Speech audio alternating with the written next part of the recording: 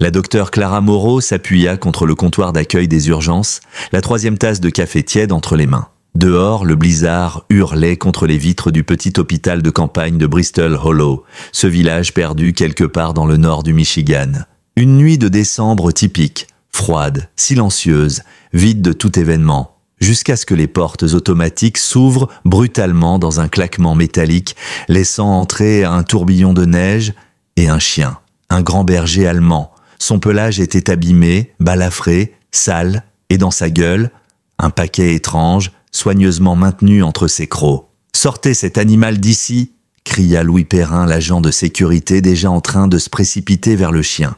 Mais la bête lévita sans effort, agile, silencieuse, et derrière elle une traînée de neige fondue et de sang, sur le lino usé. 6 jours, cela faisait 6 jours que Clara n'avait plus de nouvelles d'Emma, sa petite sœur, disparue sans un mot, sans indice, rien. Le village entier s'était mobilisé, ils avaient fouillé les lacs gelés, les bois enneigés, les granges abandonnées, et ils n'avaient trouvé que le silence et le froid. Maintenant, ce chien inconnu, la fixait. Clara sentit son cœur battre plus vite. Il s'approche lentement, puis déposa, avec une délicatesse troublante, ce qu'il portait à ses pieds. Clara s'agenouilla, ses mains tremblaient, elle déroula la couverture, imbibée de sang et de givre. Ce qu'elle découvrit lui coupa le souffle. Un nourrisson, à peine vivant, la peau bleuie par le froid, les yeux clos, et autour de son poignet minuscule, un bracelet en argent. Clara le reconnut instantanément, un bijou de famille, transmis de génération en génération, le même qu'elle et Emma avaient reçu, ensemble, pour leurs 16 ans. Le sien était encore dans son casier, à l'étage. Un frisson la parcourut, glacé, fulgurant, pas seulement à cause du froid. Quelque chose venait de changer à jamais. Laissez un j'aime et partagez vos impressions dans les commentaires en précisant la ville d'où vous regardez. Maintenant, reprenons l'histoire.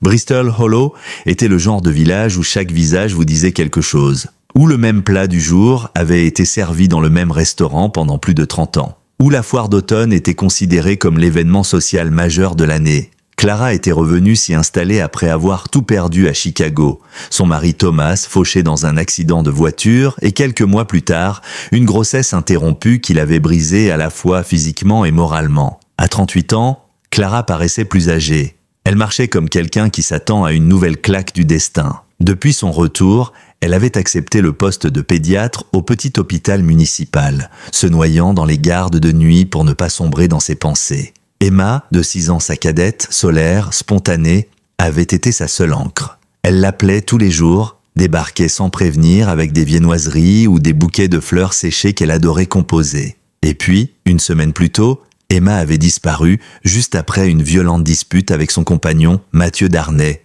Les voisins avaient parlé de cris, de verres brisés, puis plus rien. Jessica Lemoine, l'infirmière de nuit et amie la plus proche de Clara depuis son retour, n'arrêtait pas de s'inquiéter. « Tu ne peux pas continuer comme ça, Clara. Si tu t'effondres, tu ne pourras aider personne », lui avait-elle dit, quelques heures seulement avant que le chien n'apparaisse. Les recherches, menées par le capitaine Fabien Rousseau, s'étaient intensifiées. Affiches plaçardées, battues dans la forêt, barrages interrogatoires.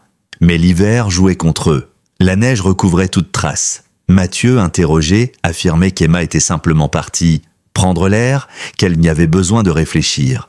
Mais Clara savait, sa sœur ne serait jamais partie sans prévenir, surtout pas par des températures négatives. Et maintenant, ce chien était là, blessé, exténué, portant une vie fragile entre ses crocs, comme s'il avait su exactement à qui confier cet enfant. Le souvenir de leur dernière rencontre revint à Clara comme un éclair. Une semaine plus tôt, dans le petit café du coin, Emma avait commandé un chocolat chaud qu'elle n'avait pas touché. Elle triturait sa serviette en papier, le regard fuyant, guettant sans cesse la porte. « Il faut que je te dise quelque chose » avait-elle murmuré. Elle avait soulevé légèrement sa manche, révélant un hématome violacé sur son poignet. Mathieu n'est pas celui que tout le monde croit. Avant que Clara ne puisse poser la moindre question, le téléphone d'Emma avait vibré. Un nom à l'écran, son visage était devenu livide. « Je dois y aller, je te rappelle ce soir. Promis !» Elle était partie précipitamment. Mais avant de franchir la porte, elle s'était retournée. « Si jamais il m'arrive quelque chose, il y a une lettre dans le tiroir du haut de ma commode. Promets-moi de la livre. » Clara avait acquiescé, inquiète. Mais ce soir-là, le coup de fil n'était pas venu d'Emma. C'était leur voisine, Madame Werner. Sa voiture est encore là, mais personne ne répond, j'ai entendu des cris. Clara avait roulé à travers les premiers flocons de ce qui allait devenir la tempête du siècle. La porte d'entrée de la petite maison d'Emma battait au vent. À l'intérieur, désordre, verre brisé, téléphone au sol, écran fendu. Mais pas d'Emma. Le capitaine Rousseau était arrivé 21 minutes plus tard. Clara avait entendu son murmure à un adjoint. Ça sent le conflit domestique, ce Darnay à la main lourde. Mais quand ils avaient interrogé Mathieu, il avait une réponse pour tout. Il buvait au bar du lac avec des amis depuis 19h, le barman confirmait, 3 autres clients aussi. Il avait dit, l'air peiné, « Elle est comme ça, Emma, elle s'emporte, elle part réfléchir, elle revient toujours. » Le lendemain, Clara avait enfreint la loi. Elle avait forcé la serrure de la maison de sa sœur. Le tiroir était vide, aucune lettre. Mathieu, quand elle l'avait confronté, avait affiché un air sincèrement perplexe. « Quelle lettre ? Je ne suis au courant de rien. » Cette nuit-là, Clara avait enchaîné les gardes, refusant de rentrer chez elle. Dormir signifiait rêver. Et rêver, c'était revivre sans cesse cette dernière conversation, cette promesse faite à Emma qu'elle n'avait pas su tenir. Et tout ce temps, le chien restait là, impassible, posté près de la porte. Lorsqu'un technicien de laboratoire entra trop vite, il tressaillit, prêt à bondir. Mais la voix calme de Clara le rassura. « C'est bon, il l'aide. » À l'aube, le directeur de l'hôpital, monsieur Roland Petit, débarqua, alerté par les rapports contradictoires du personnel. Il découvrit une pédiatre épuisée, un bébé réchauffé et vivant, et un chien ensanglanté couché à ses pieds. Docteur Moreau, c'est totalement contraire au protocole. Un chien errant dans une unité pédiatrique, la responsabilité légale, la sécurité sanitaire, ce chien a sauvé cet enfant, et je crois que c'est ma nièce. Petit cligna des yeux, surpris. « Votre nièce ? Mais votre sœur ?» « Ma sœur a disparu. Pas morte, disparue. Et cette petite porte, notre bracelet familial, elle a moins d'une semaine. » Dehors, la tempête redoublait, soufflant contre les vitres, comme un avertissement. Impossible pour les services sociaux ou la police d'intervenir avant le déneigement. « Il faut une analyse ADN, » murmura Clara. Elle observe le chien de plus près. Les cicatrices sur sa mâchoire, la patte avant qui boitait légèrement. Vieille blessure, mal guérie. Il était maigre, ses côtes saillantes, mais dans son regard, la même résilience que chez le bébé. Survivants, tous les deux. Jessica s'approche doucement, un bol d'eau à la main. Il n'est pas comme les autres. Regarde comment il se place. Toujours entre la porte et le bébé, j'en ai vu des chiens dressés dans l'armée. Il a ce regard. Clara hocha lentement la tête. Elle se souvenait. Thomas, son mari défunt, travaillait avec des chiens de service militaire. Il lui avait montré des photos, raconté leur courage. Ce chien avait cette même intensité. « Je vais l'appeler Ghost », murmura-t-elle. « Il reste avec moi, jusqu'à ce qu'on sache ce qui est arrivé à Emma. » Monsieur Petit ouvrit la bouche pour protester, puis la referma. Le chien, désormais baptisé Ghost, le regardait fixement. « Vous avez 6 heures, docteur. Après ça, les services d'État reprendront la main. » Les résultats ADN préliminaires arrivèrent peu après midi, transmis via la liaison satellite d'urgence de l'hôpital. Clara, qui somnolait dans un fauteuil à côté de l'incubateur, fut réveillée par Jessica. « Clara, les résultats sont là. » Elle s'assit d'un bond. Elle avait ordonné l'analyse comme chef pédiatrique de garde, prélevant des échantillons sur elle-même et sur le bébé. C'était un test familial rapide, non juridiquement recevable, mais suffisant pour confirmer ses soupçons. Jessica lui tendit la tablette. Les résultats étaient sans appel. C'est une correspondance, un lien de nièce, fiabilité supérieure à 99,7%. Clara porte une main à sa bouche. Elle retint de justesse un sanglot. C'est la fille d'Emma. Clara ne pouvait détacher son regard de l'enfant. Ses minuscules doigts frémissaient légèrement. Un souffle fragile soulevait sa poitrine. C'était donc vrai. Elle était bien la fille d'Emma, sa nièce, une part d'elle et de sa sœur sauvée des ténèbres par un chien dont l'origine restait un mystère. « Est-ce qu'elle a un nom dans le système ?» demanda-t-elle, sa voix tremblante. Jessica secoua la tête. « Elle est enregistrée comme bébé inconnu, juste fille trouvée. » Clara prit une inspiration. Le prénom s'imposa, évident.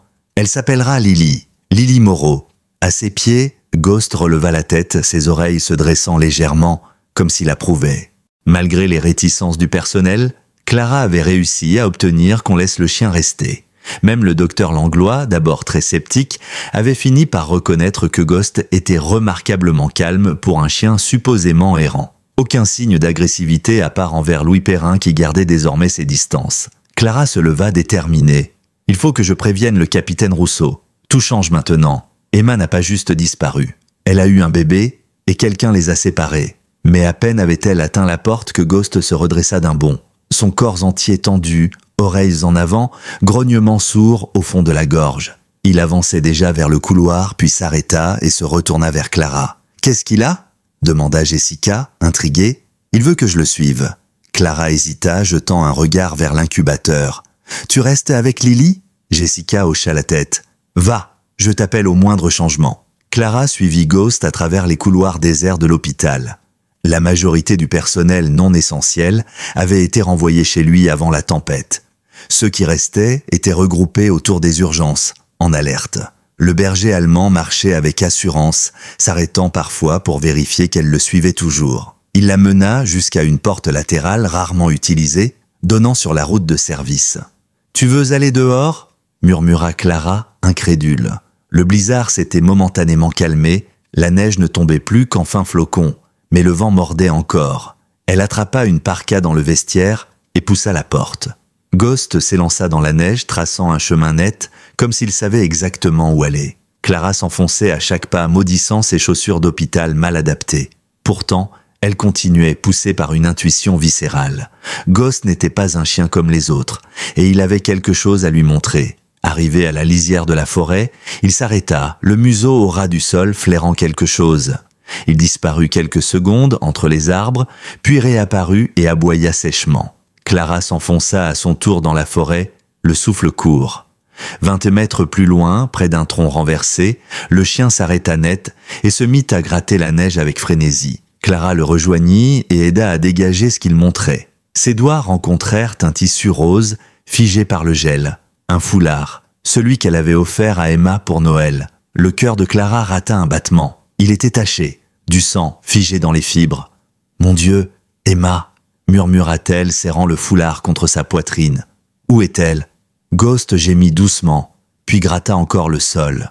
Mais avant qu'ils puissent aller plus loin, le téléphone de Clara sonna. C'était Jessica. Sa voix était tendue, urgente. « Clara, il faut que tu reviennes, maintenant. Qu'est-ce qui se passe ? Mathieu Darnay est ici. Il pose des questions sur Emma. » Clara tourna les talons sans réfléchir, le foulard dans une main, l'autre cramponné à son manteau pour lutter contre le vent. De retour à l'hôpital, elle retrouva Ghost trempé, haletant à ses côtés. Elle secoua la neige de ses épaules, ses pas résonnant dans le couloir silencieux.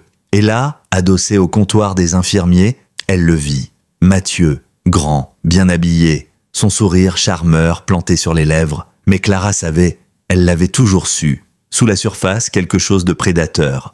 Ghost grogna immédiatement, poils hérissés, les muscles tendus. Mathieu se tourna, son sourire vacilla. « Clara, j'ai entendu parler du bébé, c'est vrai ce qu'on raconte? Que ça pourrait être celui d'Emma ?» Clara s'avança prudemment, une main sur le collier de Ghost. « Qu'est-ce qui te fait croire ça ?» Mathieu haussa les épaules. « Petit village, tu sais. Les rumeurs courent vite. Quelqu'un m'a dit qu'un bébé avait été trouvé avec un bijou de famille. » Il jeta un œil inquiet au chien, puis à Clara. « C'est quoi ce chien ? Il l'a trouvé, il l'a apporté ici, au milieu de la tempête. » Mathieu fit un pas en arrière, presque imperceptible. « Un chien intelligent alors !» Avant que Clara puisse répondre, le capitaine Rousseau sortit de l'ascenseur, l'air fatigué mais déterminé. « Monsieur Darnay, je vais devoir vous demander de passer au poste, dès que les routes sont dégagées. On a de nouvelles informations sur la disparition d'Emma. » Mathieu resta impassible, mais Clara vit ses poings se crisper un instant. « Bien sûr, capitaine, tout ce que je peux faire pour aider. On est tous très inquiets. » Rousseau hocha la tête, puis se tourna vers Clara. « On peut parler ?» Ils s'éloignèrent du comptoir, Ghost à leur côté, le regard toujours fixé sur Mathieu. « L'ADN a confirmé, » dit Rousseau à voix basse. « Le bébé est bien la fille d'Emma ?» Clara acquiesça. « Et ce n'est pas tout. » Elle sortit le foulard de sa poche. Ghost m'a mené à ça. Rousseau prit le tissu, l'observant à la lumière. Tache de sang. On l'envoie au labo dès que possible. En attendant, je vais poster un adjoint ici. Ce Darnay, tu penses qu'il pourrait être dangereux ? Clara hésita. Mais au fond, elle connaissait déjà la réponse. Emma m'avait parlé d'un mot, une lettre. Mais elle a disparu. Rousseau soupira. L'alibi de Mathieu tient à un fil. Et on a trouvé un dossier scellé à son nom dans l'Illinois. Des accusations de violence domestique, abandonnées après que la victime s'est rétractée. Un frisson parcourut Clara. Tout s'assemblait, les hématomes, le silence d'Emma, son comportement étrange. Elle voulait fuir, et quelqu'un l'en a empêchée. Un bruit de dispute monta soudain depuis l'extrémité du couloir. Clara et le capitaine Rousseau se retournèrent tout brusquement. Jessica faisait face à Mathieu, les bras écartés, lui barrant l'accès. « Monsieur, vous ne pouvez pas entrer, c'est une zone d'isolement néonatal. Je veux juste voir si c'est mon bébé, » grogna-t-il, sa voix montant en intensité. « C'est interdit, elle est sous surveillance médicale stricte. » Clara s'élança, Ghost à ses côtés. Elle arrive juste à temps pour voir Mathieu tenter de forcer le passage. « Recule immédiatement !» lança-t-elle d'un ton glacial. Mathieu se retourna, visiblement contrarié. « Clara, soyons raisonnables. Si ce bébé est le mien, j'ai le droit de l'avoir. L'enfant est en isolement pour raison médicale, et tant que ta paternité n'est pas prouvée, tu n'es rien pour elle. » Il fit un pas vers Clara menaçant. Ghost se plaça immédiatement entre eux, ses crocs découverts, le poil hérissé. Un grognement guttural emplit le couloir. Mathieu recula d'un pas, le visage blême. « Dégage cette saloperie de chien !» Le capitaine Rousseau se posta à son tour entre Mathieu et Clara. « Monsieur Darnay, une fois encore, je vous conseille de quitter les lieux, immédiatement, ou je serai contraint de vous arrêter pour trouble dans un établissement médical. » Un long silence suivit, puis Mathieu leva les mains dans un geste d'apaisement. « Très bien, mais ce n'est pas terminé. Quand Emma réapparaîtra, vous verrez que je disais la vérité. » Il tourna les talons et s'éloigna, la mâchoire crispée, le pas raide de colère contenue. « Il reviendra, » murmura Rousseau. « Je vais placer un adjoint ici dès que possible. » Clara hocha la tête, l'attention déjà tournée vers Ghost, qui continuait à fixer la porte comme s'il pouvait voir au travers. Elle sentit son cœur se serrer. Ce chien n'était pas seulement un messager. Il savait, il comprenait, et elle devait lui faire confiance. Il ne l'a pas simplement trouvée par hasard. Il a pris soin d'elle, il l'a protégée, et je suis convaincu qu'il sait ce qui est arrivé à Emma. Rousseau la regarda avec scepticisme. « C'est un chien, docteur. Je comprends votre stress, mais... Non, observez-le. » Elle s'accroupit devant Ghost, sortit doucement le foulard de sa sœur. « Ghost, où est Emma? Tu peux nous y conduire ?» Les oreilles du chien se dressèrent à l'évocation du prénom. Il poussa un gémissement bas, puis gratta le sol avec sa patte avant. Il fit un pas vers la sortie, se retourna vers Clara, puis recommença. « Il veut qu'on le suive. » Clara se redressa. « S'il y a une chance de la retrouver, on doit y aller. » À cet instant, Jessica arriva en courant, le visage tendu. « Clara, c'est Lily !» Ses taux d'oxygène chutent. Le docteur Langlois pense à une intubation. Plus rien d'autre ne comptait. Clara se précipita vers la salle de soins intensifs. Le personnel s'activait autour de l'incubateur. Le docteur Langlois administra de l'oxygène à l'aide d'un minuscule masque. Détresse respiratoire, soit une complication de l'hypothermie, soit une infection non encore détectée. Clara se plaça à ses côtés, les yeux rivés sur les moniteurs, les chiffres rouges et verts qui racontaient la lente dérive d'une vie. Lancez des antibiotiques à large spectre et préparez-vous à l'intubation si les constantes ne remontent pas. Tout en travaillant, elle sentait le regard de Ghost à travers la vitre. Le chien, assis juste derrière la porte, fixait Lily, les yeux pleins d'une inquiétude presque humaine. Les paroles de Thomas revinrent en mémoire. Des souvenirs d'après-midi passés à écouter ces histoires de mission, de chiens de guerre loyaux jusqu'à la mort. Ils savent, ils voient, sentent, pressentent. Fais-leur confiance, Clara. Un bon chien vaut mieux que 10 hommes. Elle avait ri, à l'époque, mais aujourd'hui la vérité de ces mots la frappa de plein fouet. Quand enfin l'état de Lily se stabilisa, quand son teint reprit une teinte rosée et que ses constantes se maintinrent, Clara quitta la pièce, l'épuisement peignant son visage. « Ghost est la clé pour retrouver Emma », souffla-t-elle à Rousseau, « et le temps presse. » À 15 heures, les vents tombèrent. Le calme précaire s'installa. Un répit météorologique annoncé comme bref par les services météo. « On a 3 heures avant le prochain front », annonça Rousseau à la poignée de volontaires qu'il avait rassemblés, 2 adjoints, 4 membres de l'équipe de secours local, tous arrivés à motoneige. Clara avait emprunté une combinaison isolante de l'équipe technique de l'hôpital. À ses côtés, Ghost piaffait d'impatience, l'œil vif, le corps tendu. « Tu es certaine de vouloir venir ?» demanda Rousseau une dernière fois. « Tu es indispensable ici. » Jessica et Langlois veillent sur Lily. Et si Emma est là dehors, elle aura besoin de moi. Elle ne dit pas qu'elle craignait de ne plus retrouver sa sœur en vie. Le foulard ensanglanté pesait lourd dans sa poche. Ghost s'élança, guidant le groupe dans les bois. Clara, malgré les bottes de trop grandes qu'on lui avait prêtées, tenait le rythme, mue par une volonté farouche. Après 1 heure de marche, Ghost s'arrêta brusquement. Il huma l'air, se figea, puis tourna à angle droit. Il fonça à travers une zone boisée, plus dense. Il change de direction, nota Rousseau. C'est bon signe, les chiens n'agissent jamais sans raison. Ils le suivirent, s'enfonçant dans les branches épaisses, jusqu'à déboucher dans une petite clairière, une cabane délabrée. Son toit affaissé, ses fenêtres noires, béantes comme des orbites mortes. Ghost s'arrêta sur le perron, gratta à la porte et mit un gémissement insistant. C'est l'ancien refuge des Pearson, souffla un des secouristes, abandonné depuis 2 décennies. Le cœur de Clara se serra. Emma est là-dedans. Le capitaine Rousseau dégaina prudemment son arme. Il fit un signe à son adjoint, Cédric Wilner, de passer par le côté. Docteur Moreau, restez en arrière. On ignore ce qu'on va trouver là-dedans. Mais Clara ne pouvait pas rester en retrait. Elle le suivit de quelques pas, le cœur battant si fort qu'elle peinait à entendre autre chose. Ghost, lui, grattait désormais frénétiquement la porte, gémissant de manière presque suppliante. « Police! S'il y a quelqu'un, manifestez-vous » lança Rousseau d'une voix ferme. Pas de réponse, il tenta la poignée. Non verrouillée, la porte s'ouvrit dans un grincement funèbre. Une odeur métallique et âcre leur sauta au visage. Le genre d'odeur que Clara connaissait trop bien, du sang, et quelque chose de plus rance, la peur. « Bon Dieu !» murmura Rousseau en se couvrant le nez avec l'écharpe qu'il portait. Ghost bondit à l'intérieur avant qu'il ne puisse le retenir. Clara, sa lampe frontale activée, entra derrière lui malgré les protestations. Elle balaya la pièce du faisceau lumineux. Une seule grande pièce, meublée sommairement, un vieux lit en fer, une table renversée, un poêle froid. Sur le sol, des taches sombres et desséchées, trop nombreuses pour être ignorées. Dans un coin, un tas de couvertures sales.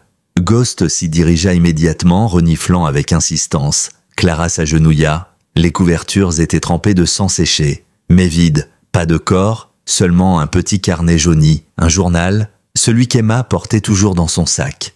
Celui où elle écrivait tout. Elle était ici, souffla Clara, la gorge serrée. Elle a accouché ici. Rousseau s'approcha, examinant les taches au sol. Beaucoup de sang, mais pas de corps. Il a pu la déplacer, murmura Clara, feuilletant le journal avec des mains tremblantes. Les dernières pages la glacèrent d'effroi. Mathieu a appris pour le bébé. Il a perdu la tête. Il hurle que l'enfant n'est pas de lui. Il m'a frappé. Il dit qu'il nous tuera tous les deux. Je dois fuir. Je vais aller chez Clara. Si quelque chose m'arrive, le bébé d'abord. Rousseau prit le carnet, le relut à voix basse, puis il releva les yeux, plus sombres que jamais. Si ce qu'elle écrit est vrai, ce bébé n'est pas de lui. Et ça change tout. C'est alors que l'adjoint Wilner les appela depuis l'extérieur. « Capitaine, vous devriez voir ça. » Ils sortirent précipitamment. Sous l'avant-toit de la cabane, abritée de la neige, 2 séries d'empreintes restaient partiellement visibles. Des bottes de femmes et des pas masculins bien plus lourds. Les traces s'éloignaient en direction du nord. Celles de l'homme sont plus profondes, nota Wilner. Il portait probablement quelque chose, peut-être Emma. Quelle ancienneté ? Demanda Rousseau. Moins d'1 semaine, probablement 3 ou 4 jours. Les premières chutes de neige ont recouvert les plus anciennes. Mais ces traces ont été faites après. Ghost flairait déjà les empreintes, avançant lentement dans leur sillage, s'arrêtant pour vérifier que le groupe suivait. « On doit le suivre, » dit Clara. « Il peut nous conduire jusqu'à elle. » Rousseau l'arrêta par le bras. « Il va faire nuit. Et la météo annonce un nouveau front dans 1 heure. On doit marquer l'endroit et revenir demain, équipés. »« Demain, ce sera trop tard, » s'insurgea Clara. « Tu as lu le journal. Elle est peut-être blessée, sans soins depuis des jours. Elle peut mourir de froid, d'infection. » Le capitaine hésita. Son devoir criait prudence, mais sa conscience connaissait l'urgence. Avant qu'il ne décide, son talkie-walkie grésilla. « Capitaine Rousseau, ici la centrale. Urgence à l'hôpital. » Il appuya sur le bouton. « J'écoute. » Mathieu Darnay a tenté de pénétrer dans le service de néonatologie. Il était armé d'un sac. Quand la sécurité est intervenue, il s'est enfui dans les escaliers. Il est encore dans le bâtiment. Clara sentit son sang se glacer. « Lily, il va essayer de lui faire du mal. » Rousseau prit une décision immédiate. Wilner, ramenez docteur Moreau à l'hôpital. Nous, on continue la piste, tant qu'on a de la lumière. Je ne peux pas partir, protesta Clara. Votre nièce est en danger immédiat. Vous êtes la seule à pouvoir répondre pour elle, légalement et médicalement. Clara ferma les yeux. Elle détestait ce choix. Repartir signifiait abandonner Emma une seconde fois. Ghost vint se frotter contre elle, il leva les yeux vers elle, puis se tourna à nouveau vers les traces. Il voulait continuer. Il la suppliait presque de le laisser faire. « Ghost restera avec vous », dit-elle d'une voix ferme. « Il peut vous guider. Il sait ?» Rousseau hésita. « Le chien vous suit, pas nous. » Clara s'accroupit, prit la tête du berger entre ses mains. « Ghost, écoute-moi. Trouve Emma. Compris? Trouve-la. » Le chien la fixa longuement, puis se tourna lentement vers la forêt. Il renifla à nouveau les empreintes, puis avança à pas décidés. « Je crois qu'il a compris, » murmura Rousseau. « Bon sang !» Wilner aida Clara à monter sur la motoneige. Ils quittèrent la clairière dans le silence glacé de la nuit qui tombait. Quand ils atteignirent l'hôpital, le blizzard reprenait déjà, plus violent, plus sournois. Clara fonça vers le service de néonatologie, guidée par la voix de Jessica dans son oreillette. Il a tenté d'entrer par une porte de service. Il avait un sac à dos. Il a fui quand les gardes sont arrivés. Il est encore à l'intérieur. Lily est-elle en sécurité? Oui. 2 infirmières et Louis la protège. Elle a été transférée dans une unité sécurisée, accès par badge uniquement. Le docteur Langlois accueillit Clara à l'entrée de la chambre, l'air préoccupé. On garde l'enfant en surveillance continue. Mais Darnay réclame un test de paternité. Il a contacté un avocat depuis un téléphone d'appoint. Clara secoua la tête. « Je veux qu'on fasse le test. Si ce qu'Emma a écrit est vrai, ce bébé n'est pas de lui. Et ça détruit toutes ses prétentions. » Langlois hocha la tête. « Le laboratoire est prêt. Dès qu'on a un échantillon de Darnay, on lance l'analyse. » Un peu plus loin, la tension monta. Le capitaine Rousseau venait d'être transporté à l'hôpital. Il s'était blessé à la jambe après avoir traversé le plancher d'une autre cabane. Son visage était crispé de douleur. « Où est Ghost ?» demanda Clara, regardant derrière les porteurs. Les secouristes échangèrent un regard gêné. Il a disparu. Il a senti quelque chose. On l'a entendu aboyer dehors, puis, plus rien, il a foncé dans la tempête. Clara sentit sa poitrine se contracter. Ghost était seul, dans le blizzard.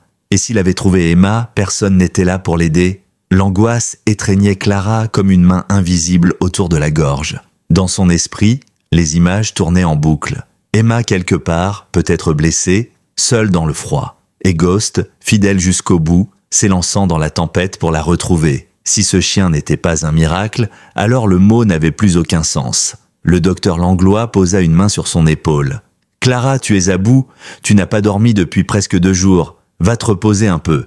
Lily est en sécurité. Je ne peux pas. Si je ferme les yeux, je vais revoir son visage. Celui d'Emma ?»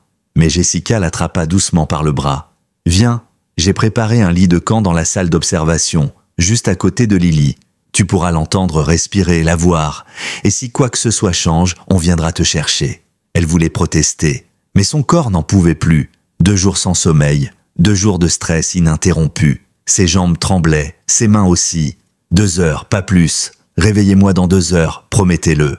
Clara s'écroula sur la couchette, toujours vêtue de sa combinaison de terrain, et s'endormit en 1 minute. Ses derniers mots, avant que l'obscurité ne l'emporte, furent eux pour Ghost. « Reviens, reviens avec elle. » Quand elle se réveilla, le silence de la nuit lui sembla anormal. Elle regarda sa montre. 5 heures de sommeil. Elle bondit, paniquée. On ne l'avait pas réveillée. À travers la vitre, Lily dormait paisiblement. Une infirmière prenait ses constantes, concentrée. Tout allait bien. Clara retrouva Jessica dans le couloir. Elle avait les yeux rougis, mais souriait faiblement. « Tu as dormi comme une pierre. Langlois a dit de ne pas te réveiller, tu en avais besoin. » Quelque chose dans son ton. Clara se figea. « Qu'est-ce qui s'est passé ?» Jessica serra sa main. Ils l'ont retrouvée. Le cœur de Clara manqua un battement. « Emma ? Oui. Une équipe de secours l'a localisée ce matin à l'aube grâce aux coordonnées GPS notées hier. » Elle marqua une pause. « Elle est suivante, Clara. Mais c'est grave, très grave. » Le monde vacilla. Clara laissa tomber sa tasse de café au sol, la porcelaine explosant sur le carrelage. « Non !» Jessica la rattrapa avant qu'elle ne tombe. « Elle arrive. Les ambulanciers sont en route. » À cet instant, les portes automatiques des urgences s'ouvrirent dans un souffle glacial. Des infirmiers poussèrent un brancard. Et dessus, le corps frêle d'Emma. Elle était presque méconnaissable. Son visage blême, ses lèvres bleutées, ses cheveux collés par la sueur et la neige, des perfusions pendaient à ses bras. Son torse couvert de bandages. Un masque d'oxygène lui cachait la moitié du visage. « Emma !» murmura Clara en se précipitant à ses côtés. Elle prit sa main. Elle était glaciale, les doigts raides, les ongles violets. Le moniteur cardiaque émettait un bip lent et fragile. « Tension 80/40 et ça chute encore », annonça l'un des ambulanciers. Hypothermie sévère, infection probablement généralisée, hémorragie postpartum non traitée. Le docteur Nathalie Chamblin, chef des urgences, prit le relais d'une voix calme mais autoritaire. « Groupe sanguin ? Au négatif », répondit l'infirmière. « Même groupe que moi », dit Clara aussitôt. « Prenez ce qu'il faut. Ce ne sera pas suffisant. Elle a besoin d'au moins 4 poches de sang entier. Et la livraison du centre de transfusion est bloquée par la tempête. » Jessica, qui avait accédé au dossier d'admission de Lily, s'approcha à son tour. Le bébé est aussi séronégatif. Ça veut dire que leurs parents avaient probablement un groupe compatible. Le père pourrait être une source de dons s'il était retrouvé. Mais on ne sait toujours pas qui il est, souffla Clara, le regard vide. Chamblin hocha la tête. On la prépare au bloc. On tente l'intervention. Mais ses chances sont minimes. Je ne vais pas vous mentir. Elle est en état de choc septique et ses organes commencent à lâcher un par un. « Faites ce que vous pouvez », dit Clara d'une voix étranglée. Elle accompagna sa sœur jusqu'au bloc, serrant sa main sans relâche. « Emma, c'est moi. Clara, Lily est en sécurité. Elle va bien, mais elle t'attend. Tu dois te battre. Reste avec moi. » Une paupière bougea, un mouvement infime. Clara crut halluciner, puis elle sentit une légère pression dans sa main, un souffle de vie. Les portes du bloc se refermèrent, l'arrachant à ce contact. Rousseau, en fauteuil roulant et plâtré jusqu'aux genoux, la rejoignit dans le couloir. « J'ai quelque chose à te montrer. » Il ouvrit son manteau. Là, blotti dans une couverture, se trouvait Ghost. Il était amaigri, couvert de glace, sa patte avant en sang, mais vivant. Il a veillé toute la nuit devant la cabane. Il a refusé de partir. On l'a trouvé à l'aube, hurlant dans le blizzard. Il t'a ramené, Clara, et il a sauvé ta sœur. Clara s'agenouilla, en larmes, et prit la tête du chien dans ses bras. « Tu l'as trouvé ? Tu l'as protégé ? Merci. » Ses doigts touchèrent de quelque chose sous la fourrure, une plaque métallique. Elle la sortit doucement, une vieille médaille militaire usée par le temps. Elle la retourna, chien de service. À elle, Lucas Moreau, unité K9, armée française. Clara resta figée. Lucas, son mari disparu 3 ans plus tôt dans un accident de voiture. Elle savait qu'il avait servi avec des chiens, mais jamais elle n'aurait imaginé... « Ce n'est pas Ghost, » murmura-t-elle, « c'est Atlas, le chien de Lucas. » Le berger releva la tête à la mention de son vrai nom. Ses oreilles se dressèrent, il la reconnut. Clara se mit à pleurer, des larmes chaudes cette fois, de gratitude, de soulagement. Il n'était jamais vraiment parti. Clara n'arrivait pas à détourner le regard des lettres gravées sur la médaille. Lucas Moreau, unité K9, Atlas. C'était impossible. Et pourtant, tout collait. Le regard du chien, son comportement, sa loyauté, sa capacité à flairer la peur, la souffrance. Il était là, le partenaire de Lucas, le seul qui l'avait suivi jusqu'au bout, le seul qui lui revenait aujourd'hui. Atlas. Le nom fit frémir le chien. Il tourna la tête vers elle et un faible gémissement s'échappa de sa gorge, comme s'il l'attendait depuis des années. « Lucas te croyait perdu », murmura Clara en caressant sa tête. « Et maintenant, tu sauves sa fille. Sa nièce ? Non, pas seulement sa nièce. » Un souvenir remonta, inattendu, flou mais précis. Lors de leur 25e anniversaire de mariage, la mère de Clara avait un peu trop bu.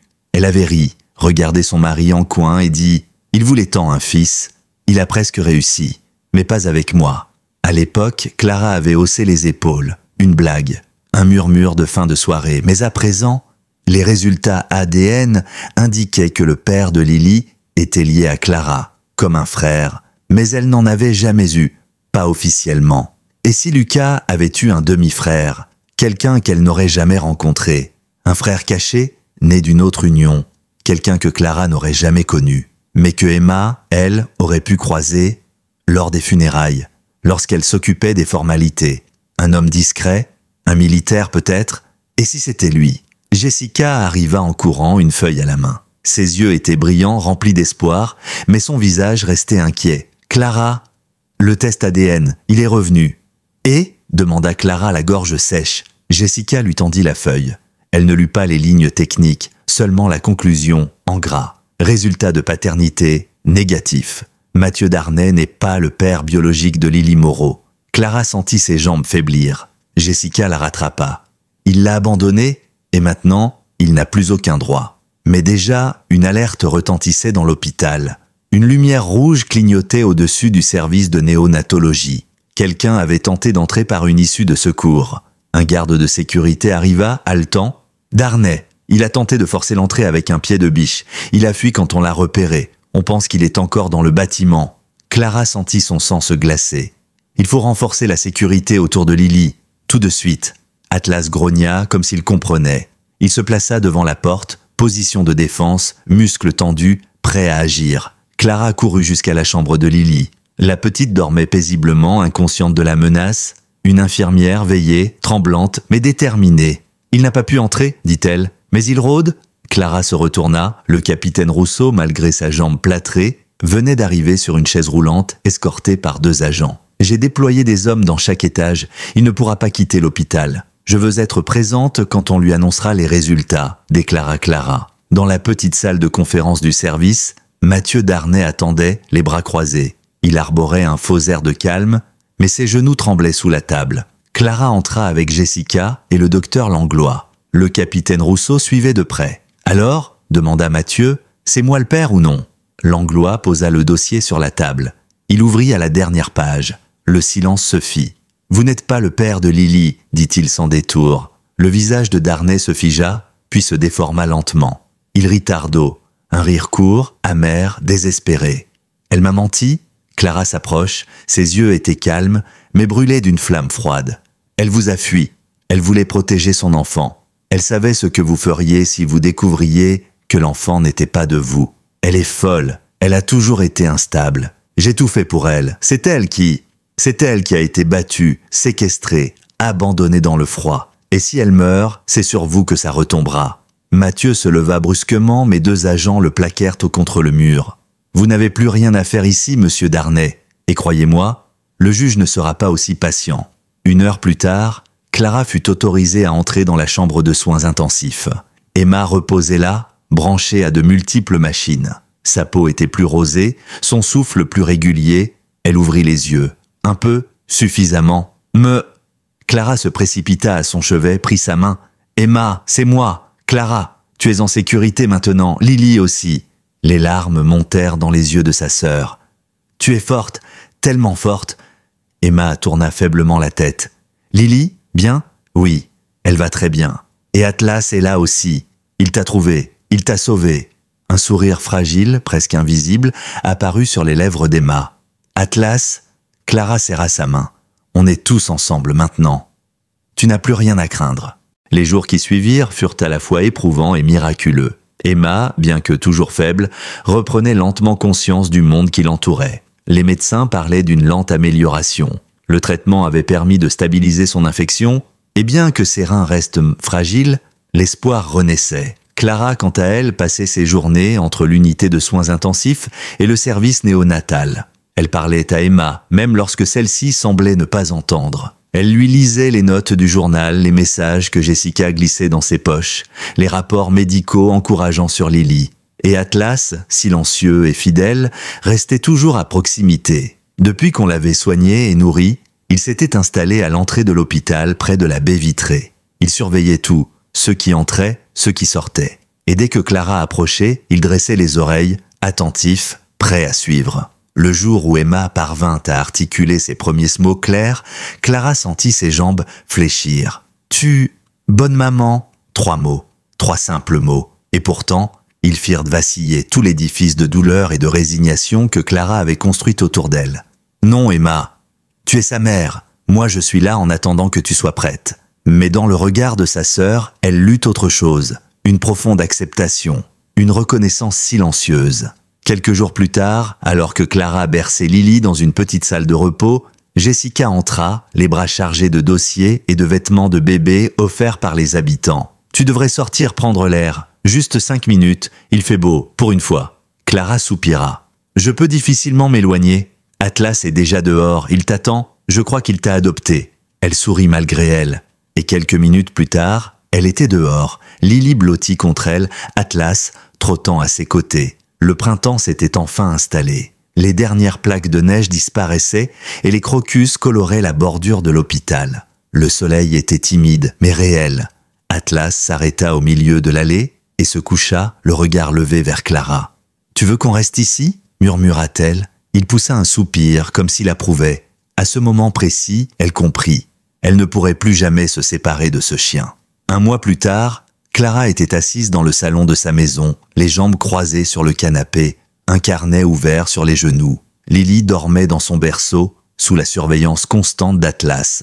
La maison, autrefois silencieuse et vide, était désormais remplie de petits bruits rassurants. Le gazouillis d'un bébé, le claquement des griffes sur le plancher, le bruit du café qui coule, le grincement des jouets dans la chambre voisine. Emma, elle, poursuivait sa rééducation dans un centre spécialisé à Saint-Laurent. Clara lui rendait visite 3 fois par semaine, toujours avec Lily. Les progrès étaient lents mais réels. Emma pouvait désormais marcher quelques mètres avec assistance. Elle articulait mieux, parfois même quelques phrases entières. Et surtout, elle reconnaissait Lily. À chaque visite, elle posait ses mains contre les joues de son enfant, la regardait avec une tendresse indicible. Parfois, elle ne disait rien, mais tout était là dans ses yeux. Elle sourit, avait-elle murmuré la veille, des mots simples, mais un monde de sentiments y était contenu. Un matin d'avril, le téléphone sonna dans la maison.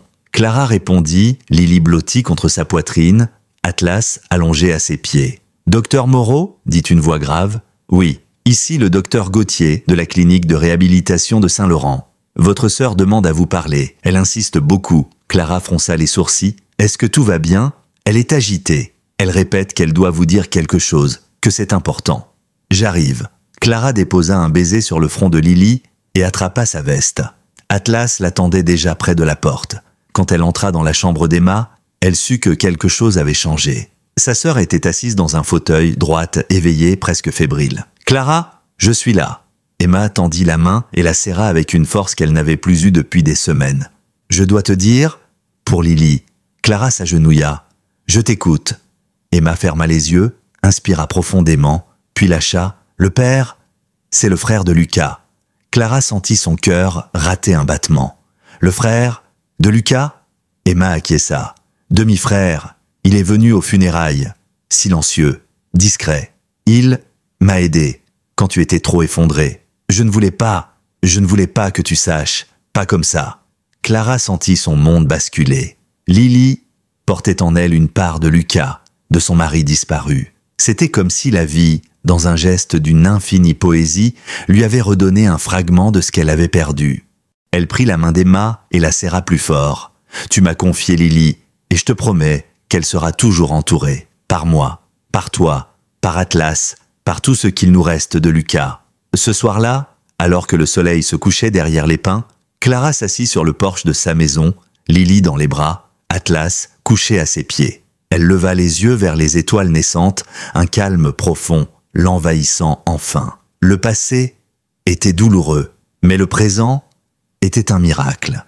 Et l'avenir, pour la première fois depuis longtemps, ne faisait plus peur. Clara avait pris l'habitude de noter chaque instant de la vie de Lily dans un petit carnet. Chaque sourire, chaque bruit, chaque regard, chaque progrès. Comme pour conjurer le passé, pour ne jamais oublier. Elle appelait ce carnet le journal de Lily, et à chaque visite à Emma, elle lui en lisait des extraits. Aujourd'hui, Lily a ri pour la première fois en entendant le bruit d'Atlas qui éternuait. Elle a éclaté de rire, un vrai, franc, cristallin. Et tu sais quoi ? Je crois qu'il l'a fait exprès.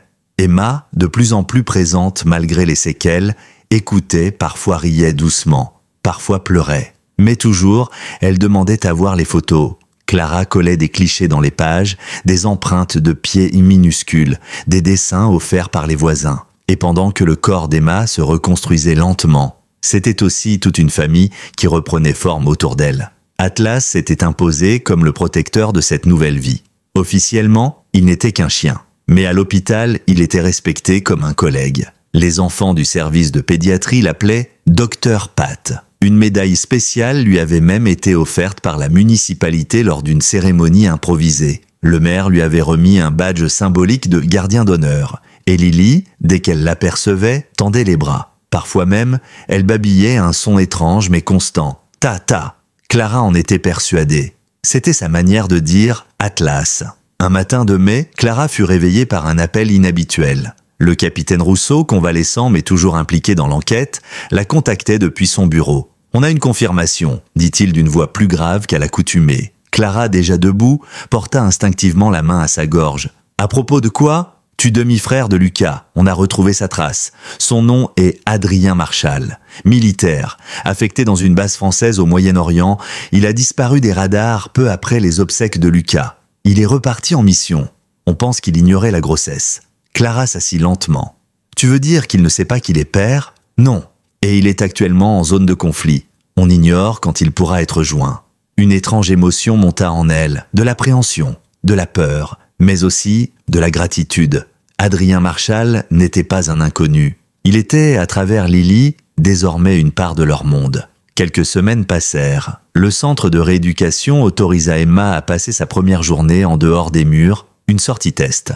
Et Clara organisa une petite fête, dans le jardin, avec les proches, Jessica, l'équipe médicale et les voisins qui s'étaient tant investis. Clara avait décoré le jardin de guirlandes de lampions. Une grande nappe recouvrait la table en bois, chargée de tartes aux fruits, de quiches maison, de boissons colorées. Lily portait une robe blanche à petites fleurs jaunes et un bandeau assorti. Atlas restait à ses côtés, comme toujours. Lorsqu'Emma apparut dans son fauteuil, poussée par un infirmier, les conversations cessèrent un instant. Le temps se suspendit, et Clara, les yeux humides, s'approcha. « Bienvenue chez toi, Emma !» Les applaudissements éclatèrent, spontanés, ce fut une journée remplie de douceur. Emma, encore fragile, ne parlait que par bribes, mais ses yeux disaient l'essentiel. Elle tint Lily dans ses bras pendant près d'une heure, sans bouger, comme pour graver chaque seconde dans sa mémoire. Au coucher du soleil, alors que les invités s'étaient éparpillés, Clara et Emma restèrent seules sur la terrasse. Lily dormait dans le berceau près d'elle, Atlas veillant juste à côté. Clara versa 2 verres de limonade et en tendit un à sa sœur. « Tu sais, je crois qu'on s'en est sorti. » Emma sourit faiblement. Elle leva les yeux vers le ciel. « Grâce à toi et à lui. » Elle désigna Atlas du menton. Clara caressa la tête du chien. « Grâce à lui, oui, mais aussi grâce à toi. Tu t'es battue, tu as tenu, tu n'as jamais cessé de vouloir vivre. » Elle hésita un instant, puis reprit. « Quand Adrien reviendra, je ne sais pas ce qu'il voudra. Ni ce que tu voudras lui dire, mais je te promets une chose, je serai là, quoi qu'il arrive. » Emma hocha la tête. Il a droit de savoir. Mais Lily, elle est bien ici. Clara ne dit rien. Les mots étaient inutiles. Leur regard suffisait. Plus tard dans la nuit, après avoir couché Lily, Clara s'installa à son bureau, ouvrit le journal et écrivit. Aujourd'hui, Emma a serré sa fille contre elle. Elle lui a chanté une berceuse. Sa voix tremblait, mais elle chantait. C'était la plus belle chose que j'ai vue depuis longtemps. Atlas est allongé à mes pieds. Je crois qu'il comprend tout. Parfois, je me demande s'il ne ressent pas plus que nous tous réunis. Demain est un autre jour. Et pour la première fois depuis des mois, je ne le redoute pas. Clara posa son stylo, puis se leva, traversa le couloir silencieux et s'arrêta devant la chambre de Lily. Atlas dormait devant la porte. Il ouvrit un œil. Elle sourit. « Bonne nuit, mon gardien. » Un matin d'été, quelques mois après le cauchemar, Clara reçut une lettre. Une simple enveloppe beige, sans logo, sans timbre officiel. L'expéditeur écrit en lettres nettes au dos, la fit frissonner, Adrien Marchal. Elle la garda dans sa main plusieurs secondes avant d'oser l'ouvrir. Puis elle s'assit sur le canapé, Lily jouant à ses pieds avec un jouet en tissu et Atlas à ses côtés comme toujours. La lettre manuscrite était courte, honnête, pleine de pudeur. Docteur Moreau, je viens d'apprendre que ma sœur par alliance, Emma, a survécu à l'attaque dont vous parliez et que l'enfant qu'elle portait est bien né. Mon enfant, je ne savais rien. Emma ne m'a rien dit avant mon départ en opération. Je n'ai jamais eu la chance de la protéger, ni même de lui dire au revoir. Le fait qu'elle ait pu survivre et que notre fille vive est un miracle que je ne mérite pas. Je ne veux rien imposer. Je suis prêt à venir à vous, à votre rythme. Mais je souhaite rencontrer ma fille. Même une fois, même de loin, merci de l'avoir sauvée. Merci de lui avoir donné un foyer. Avec tout mon respect, Adrien Clara relut la lettre 2 fois. 3. Une boule dans la gorge. Elle repensa à Emma, à ses premiers mots, à son combat, à Lily, à sa résilience, à sa lumière. Puis elle caressa la tête d'Atlas qui, comme s'il sentait ses pensées, leva les yeux vers elle, calme et ancrée. Clara écrivit une réponse simple. Elle l'envoya le jour même, et une semaine plus tard, Adrien Marchal descendait d'un bus, un sac sur l'épaule, ses bottes couvertes de poussière, son visage marqué par les années de terrain. Il ressemblait à Lucas, pas comme un jumeau, mais comme un écho. Le même regard franc, la même posture droite, la même blessure silencieuse dans les yeux. Clara l'accueillit sur le seuil. Il s'arrêta, les mains crispées, les yeux posés sur Lily, qui debout dans l'herbe tenait Atlas par le collier, comme s'il avait deviné que ce jour serait important. Elle a ton regard, souffla Adrien. Clara s'approche. Elle s'appelle Lily. Elle est incroyable. Et elle t'attend. Adrien se mit à genoux dans l'herbe. Il n'osa pas la toucher tout de suite. Il tendit simplement la main. Lily le fixa, sérieuse, puis posa sa petite paume dans la sienne. Un silence total enveloppa la scène. « Bonjour ma petite étoile », murmura-t-il. Les semaines suivantes furent remplies de précautions, d'ajustements, de regards pesés. Emma, consultée par visioconférence depuis la clinique, avait acquiescé lentement à l'idée qu'Adrien fasse partie de la vie de leur fille. Son expression mêlait tristesse et soulagement. Il y avait encore de la douleur, mais aussi de l'apaisement. Adrien ne demandait rien. Il écoutait, il observait. Et parfois, il restait des heures à regarder Lily dormir dans le transat. Il ne parlait pas souvent, mais lorsqu'il ouvrait la bouche, ses mots étaient toujours choisis avec soin. Il accompagna Clara plusieurs fois à la clinique. Lors de l'un de ces trajets, dans le silence feutré de la voiture, Clara lui demanda « Pourquoi n'as-tu jamais parlé de toi à Lucas ?» Adrien mit un moment à répondre. « Parce qu'il avait une vraie famille. Une mère, un père. Moi, je n'étais qu'un incident, une erreur de jeunesse. On m'a caché. Et à l'armée, je me suis effacé dans son ombre. Il brillait tellement. » Clara hocha lentement la tête. « Mais aujourd'hui, c'est toi qui fais briller quelque chose. » Puis arriva le jour du retour d'Emma à la maison. Elle pouvait désormais marcher avec une canne. Ses mots étaient plus fluides. Elle riait parfois, surtout quand Lily s'endormait dans ses bras. La réadaptation serait longue. Mais elle n'était plus seule. Le soir de son retour, ils étaient tous là. Clara, Adrien, Jessica et même le capitaine Rousseau venu en voisin s'appuyant sur sa béquille. Atlas, allongé au pied du fauteuil d'Emma, veillait. Lily tenait une cuillère à la main, la mâchouillant joyeusement, assise entre Clara et Adrien sur le tapis du salon. Un instant de paix, un instant suspendu. Et dans ce moment simple, vrai, lumineux, Clara comprit que tout ce qu'ils avaient traversé avait mené ici. Dans les jours qui suivirent, Clara recommença à écrire dans son journal. Emma sourit plus souvent. Adrien reste tard le soir, parfois jusqu'à ce que Lily s'endorme. Il ne cherche pas à prendre une place. Il veut juste exister pour elle. Et moi, j'ai enfin compris que la famille, ce ne sont pas que les liens du sang. Ce sont ceux qu'on choisit, ceux qui restent, ceux qui aiment, sans condition. Atlas a vieilli, il boite davantage, mais il n'a jamais été aussi calme. Comme s'il savait que sa mission touche à sa fin.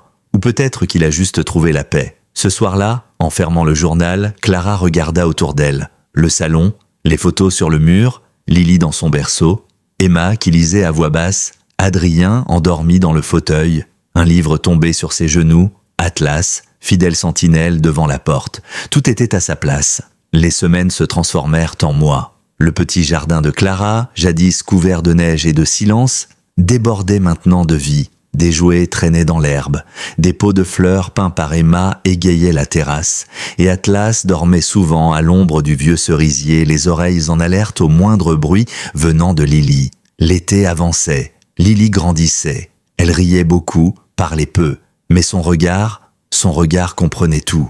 Elle observait, retenait, absorbait, et surtout, elle n'avait jamais peur, pas avec Atlas à ses côtés. Un jour, alors que le vent caressait les rideaux et que Clara écrivait comme chaque soir dans le journal de sa fille, Emma la rejoignit dans la cuisine. Sa démarche était encore hésitante, mais elle n'utilisait plus de canne. Ses mots étaient clairs, presque fluides. Elle posa la main sur l'épaule de Clara. « Il faut qu'on parle de l'avenir. » Clara ferma doucement son carnet. « Je t'écoute, tu l'élèves merveilleusement. Lily t'aime. Et moi, je l'aime tellement que je veux ce qu'il y a de mieux pour elle. » Elle marqua une pause. « Tu es sa maman, Clara. Et tu le seras toujours. » Clara sentit sa gorge se nouer. « Elle est aussi la tienne. Oui, mais je ne serai jamais totalement rétablie. Et je veux qu'elle grandisse entourée. Pas entre deux soins, deux absences, deux frustrations. Je veux qu'elle ait des repères solides. Un toit, une routine. Toi, Adrien et Atlas. Tu es sûr de toi ?» demanda Clara les larmes aux yeux. Emma acquiesça. « Je veux être sa maman dans son cœur. Mais toi, tu seras sa boussole. » Quelques jours plus tard, dans une petite salle feutrée de la mairie de Saint-Laurent, Clara signa les documents officiels. Emma, présente, posa sa main tremblante à côté de la sienne. Adrien, en retrait, tenait Lily dans ses bras. Atlas, comme toujours, veillait. Le juge municipal leva les yeux, un sourire sincère aux lèvres. « C'est donc officiel. Clara Moreau, vous êtes la mère légale de Lily. » Personne ne parla. Mais les regards échangés suffisaient. Les saisons passèrent. L'automne s'installa, doux et doré. Les feuilles mortes tourbillonnaient sur le chemin qui menait à l'école maternelle du village. Lily y entra pour la première fois, sac à dos trop grand sur ses épaules. Clara l'accompagna jusqu'à la porte. Adrien les regardait de loin, une main levée en guise d'encouragement. Emma, elle, écrivait désormais. Pas des phrases entières, mais des poèmes, des pensées. Elle remplissait des carnets de souvenirs qu'elle voulait offrir à Lily plus tard. Et Atlas vieillissait. Sa démarche était plus lente, ses yeux un peu troubles, sa respiration plus profonde. Mais il restait là. Chaque matin, il accompagnait Clara et Lily jusqu'à l'entrée. Chaque soir, il attendait sur le tapis, prêt à accueillir les bruits de pas, les rires, les histoires racontées. Un soir d'hiver, alors que la neige recommençait à tomber, Atlas ne se leva pas. Il était couché devant la cheminée, son museau posé sur ses pattes croisées, le regard paisible. Clara s'agenouilla près de lui, posa une couverture sur son dos, caressa sa tête. « Tu peux dormir. On est tous là. Tu peux te reposer maintenant. » Il ferma les yeux et s'endormit. On enterra Atlas au pied du cerisier. Clara y planta un petit érable japonais, rouge et magnifique, et y fixa une plaque discrète. Atlas. Fidèle jusqu'au bout, gardien des silences et des renaissances. Ce jour-là, même le ciel sembla s'incliner. Une neige douce, presque lente, tomba en silence sur la terre gelée. Des années plus tard, Lily, alors âgée de 8 ans, retrouva le journal que Clara avait écrit pendant toute son enfance. Elle le lut en cachette, chaque page un trésor. Elle y découvrit des douleurs qu'elle n'avait jamais soupçonnées, des luttes, des choix, des sacrifices. Mais surtout, elle y découvrit l'histoire d'un chien au regard sage, d'une tante devenue mère, d'une sœur blessée mais lumineuse, et d'un père silencieux revenu d'outre-mer. Elle ferma le journal, les yeux pleins de larmes, et alla trouver Clara dans le jardin. « Maman, oui ma chérie, est-ce que Atlas m'aimait ?» Clara sourit, regardant le cerisier. Il t'aimait plus que sa propre vie. Lily hocha la tête, puis tourna les yeux vers le ciel. « Alors, je vais veiller comme lui. Je vais protéger ceux que j'aime, comme un chien fidèle. » Clara la serra contre elle fort longtemps. Dans la vie, certaines histoires naissent du chaos, mais trouvent leur sens dans l'amour. L'histoire de Clara, d'Emma, de Lily, d'Adrien et d'Atlas, et de celle-là, une histoire de souffrance, de rédemption, de liens brisés et renoués. Une histoire qui nous rappelle que parfois, les héros portent des uniformes, et parfois, des poils, des cicatrices, et un regard plus humain que bien des hommes. Dans le vacarme du monde, que chacun trouve son Atlas, quelqu'un qui vous guide, qui vous protège, qui vous ramène à la maison. J'espère que cette histoire vous a touché autant qu'elle m'a bouleversé en la racontant. Abonnez-vous à la chaîne pour ne pas manquer les prochaines histoires de ce genre. Laissez un j'aime et partagez votre ressenti dans les commentaires en nous disant également depuis quelle ville vous regardez la vidéo. On se retrouve très bientôt dans la prochaine vidéo.